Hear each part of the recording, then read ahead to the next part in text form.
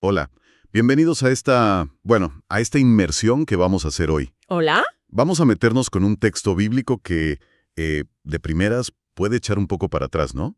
Los primeros 29 capítulos de Crónicas 1. Sí, mucha gente se asusta un poco. Claro, es que ves listas y listas de nombres, batallas, administración, pero ojo, también hay historias ahí, personajes, y sobre todo, la preparación de algo enorme, el templo. Exacto.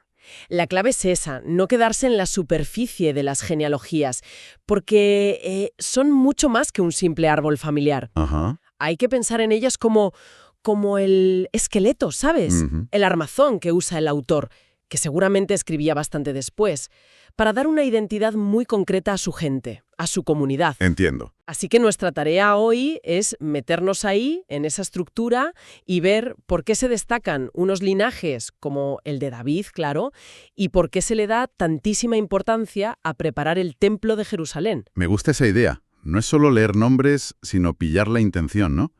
Porque esos nombres y en ese orden. Venga, pues busquemos esas claves. A ver qué nos cuenta este texto sobre historia, fe y cómo se construye una nación. Vamos allá. Pues sí. Empezamos fuerte, ¿eh? Con un repaso genealógico que es monumental. Desde Adán hasta las tribus de Israel. Capítulos 1 al 9, efectivamente. Es como si tuvieras un objetivo, un gran angular, y fueras cerrando el zoom poco a poco. Eso. De toda la humanidad después del diluvio, Sem, Cam, Jafet, se centra en Sem, luego Abraham, y de ahí, sobre todo, al linaje de Jacob, o sea, Israel. Pero fíjate, no es una lista ya. Claro. Es una forma de decir, esta es nuestra historia, aquí estamos nosotros en el gran plan divino y humano. Se mencionan otros pueblos, sí, los filisteos como descendientes de Cam o Nimrod, pero el foco se va cerrando hacia el pueblo elegido. Y dentro de Israel hay dos tribus que reciben un trato especialísimo, ¿no? Judá, de donde viene David, Capítulo 2 en adelante, sí. y Leví, la tribu de los sacerdotes, en el capítulo 6.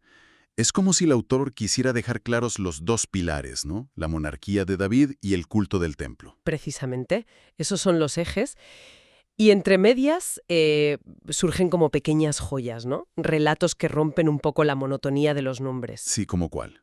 Pues está la historia de Jabes, por ejemplo, en el capítulo 4, un personaje que nace marcado por el dolor, pero que, bueno, se atreve a pedirle a Dios que cambie su suerte, ¿sabes? Que ensanche su territorio, que lo libre del mal. Y funciona, ¿no?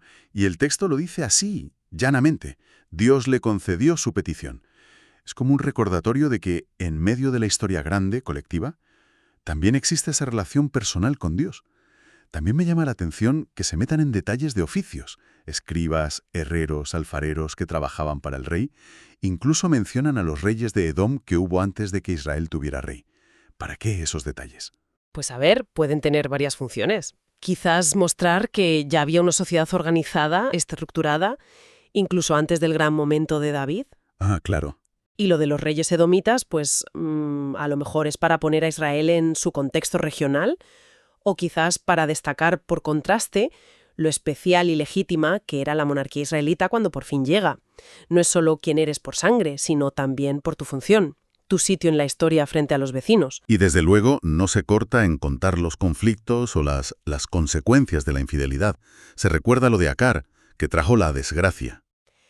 En el capítulo 2 sí. Las peleas por tierras de la tribu de Simeón, o la deportación de tribus enteras por haberse apartado de Dios. Vamos, que la genealogía no es un pasado de color de rosa. En absoluto. Refleja las tensiones, las luchas y sobre todo la teología del autor. Si eres fiel, tienes bendición y territorio, como se ve en las ciudades levíticas que detalla el capítulo 6. Ajá. Pero si eres infiel, pues viene la pérdida, el exilio. Y esta idea, claro, era crucial para la comunidad a la que seguramente se dirigía el cronista, la comunidad postexílica. ¿Tiene sentido? Por eso, la organización tan detallada de levitas y sacerdotes, por turnos, familias, funciones, en los capítulos 23 al 26. No es solo burocracia, ¿sabes? Es la imagen de un culto perfecto, ordenado, que es central en la relación con Dios. Y entonces, después de dibujar todo este mapa humano y teológico, el foco cambia de golpe.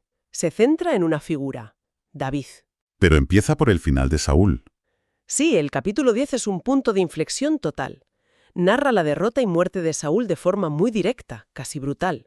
Pero lo más importante es la interpretación que da el propio texto, ¿Qué es? que Saúl muere por infiel. Por consultar a una médium en vez de a Dios. O sea, su caída no es solo militar, es un juicio divino que, según el cronista, abre paso legítimamente al elegido, David. Y el ascenso de David es fulgurante. Parece que todo el mundo le apoya. Lo ungen rey en Hebrón. Sí, todas las tribus. Y una de sus primeras acciones es conquistar Jerusalén, que hasta entonces era Jebús. Una jugada maestra, ¿no? Coger una ciudad que no era de ninguna tribu para hacerla su capital. Absolutamente. Estratégicamente brillante para unificar el reino. Y el texto insiste una y otra vez que este éxito no es solo humano. David se fortaleció más y más porque el Señor de los ejércitos estaba con él. Claro. Jerusalén se convierte en la ciudad de David, el centro político y, como veremos enseguida, también el religioso. Y aquí es donde entran esas listas de los valientes de David, capítulos 11 y 12, que son casi personajes de leyenda, ¿eh? Totalmente. Y Asobean cargándose a cientos con la lanza, Eleazar defendiendo un campo él solito, los tres que se juegan la vida para traerle agua, y Benaías, matando leones gigantes. Es que estas historias son más que un simple recuento militar. Claro, es que pintan a David como un líder, bueno, con un carisma excepcional, capaz de inspirar una lealtad tremenda y de atraer a los guerreros más increíbles. Son como la prueba viviente de su legitimidad y del favor divino que, según el texto, le acompañaba. Sí, sí. Y es interesante cómo describe los grupos de cada tribu que van a apoyarle a Hebrón, en el capítulo 12. Destaca habilidades concretas, como los de Isaacar, que eran expertos en el conocimiento de los tiempos. Refuerza esa idea de unidad nacional bajo su mando. Y esa fuerza militar se ve en las campañas victoriosas contra filisteos, moabitas, arameos, edomitas. ¿Qué cuenta el capítulo 18? El reino se expande, se consolida.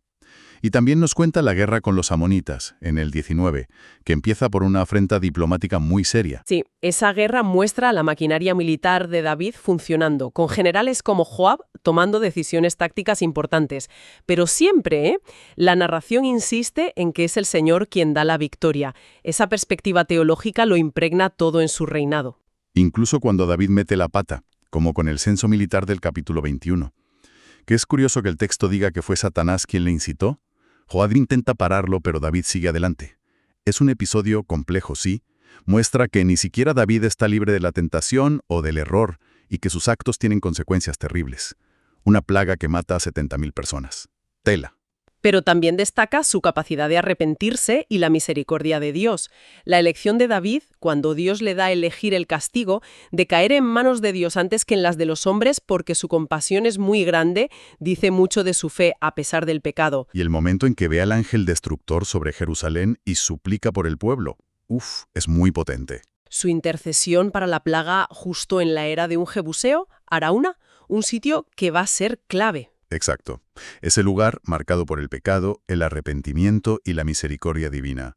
Ese será el sitio elegido para el templo. Pero antes de construirlo, hay otro elemento clave del legado de David: traer el arca del pacto a Jerusalén. Cierto, el arca. Esa caja sagrada que representaba la presencia misma de Dios. El primer intento, en el capítulo 13, acaba en desastre. Uza muere por tocarla como no debía y David se asusta mucho. Este incidente es una lección clarísima sobre la santidad de Dios y la necesidad de seguir sus instrucciones al pie de la letra. El arca no es un amuleto que puedas manejar de cualquier forma. Claro, el segundo intento, en el capítulo 15, ya se hace bien. Son los levitas quienes la transportan sobre los hombros, con las varas, como estaba mandado. Y esta vez sí, es una celebración total, con música, sacrificios y David bailando de alegría. Una alegría que, por cierto, le cuesta el desprecio de su esposa Mical. Pero bueno, el arca llega a Jerusalén, a una tienda que habían preparado, y se establece un culto regular ante ella, con músicos como Asaf. La presencia de Dios ya está en su capital. Y ese es el contexto para el deseo que expresa David en el capítulo 17. Construir una casa permanente, un templo para el arca. Él vive en un palacio de cedro, pero el arca está en una simple tienda. Parece lógico querer darle un hogar más digno. Pero la respuesta de Dios, a través del profeta Natán, es sorprendente. No será David quien construya el templo. Más tarde se explica por qué. Por ser un hombre de guerra que ha derramado mucha sangre. Es una razón teológica de peso. A la paz. y ese será su hijo Salomón. Pero, y esto es lo fundamental, Dios le da a David algo incluso más grande. Una promesa de dinastía, lo que conocemos como el pacto davídico.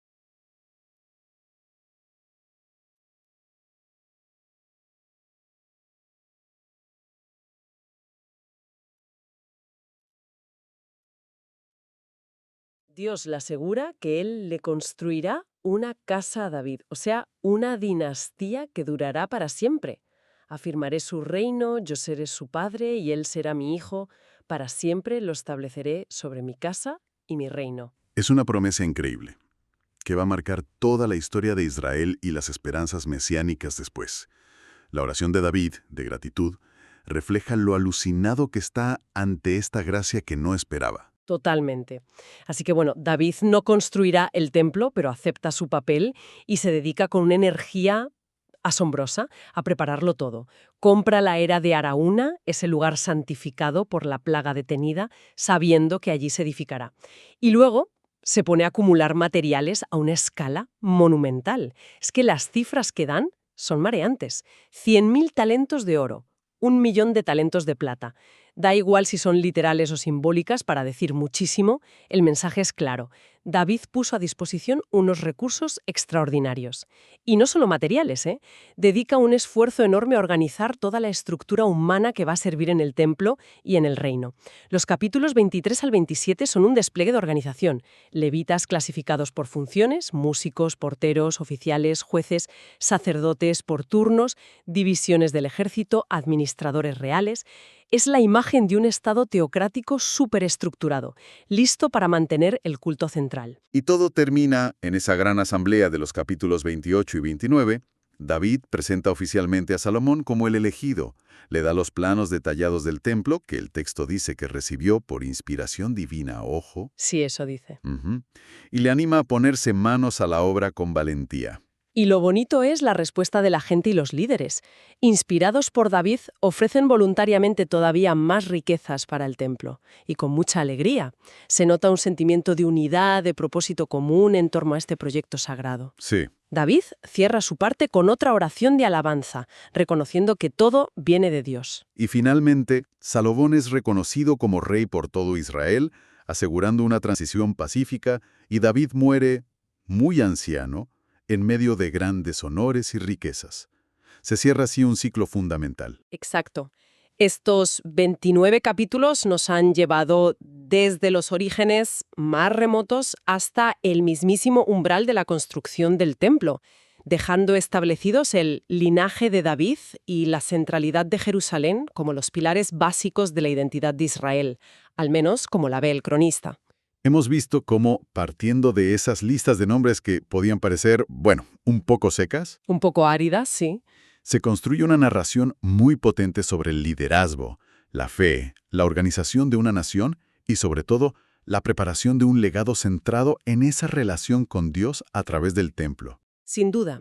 El cronista no está haciendo solo historia, está interpretando el pasado para darle sentido al presente y al futuro de su comunidad. Al recalcar la legitimidad divina de David, la importancia del culto bien ordenado y la fidelidad a Dios, a pesar de los fallos, está ofreciendo un modelo de identidad y de supervivencia. Probablemente para una comunidad que había pasado la crisis del exilio y necesitaba reafirmar sus raíces y su esperanza. Es fascinante cómo este texto invierte tantísima energía en recordar, en trazar linajes, en detallar estructuras, en preparar con tanto mimo algo que todavía pertenece al futuro. Y ahí está, quizás una pregunta interesante para seguir dándole vueltas, ¿no?